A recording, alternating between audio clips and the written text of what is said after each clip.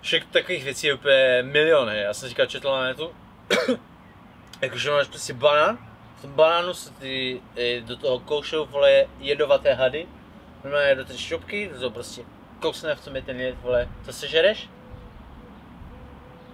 Ne.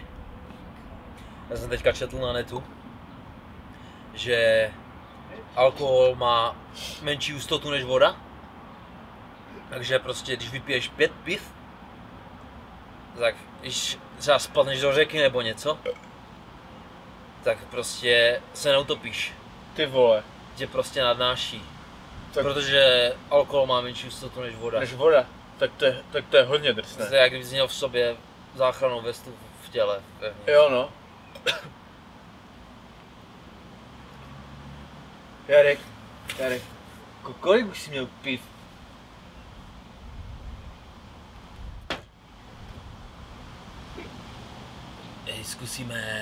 Zkusíme to z Jary, ne? Hej, tak já odklopím studnu. Jdeme na to.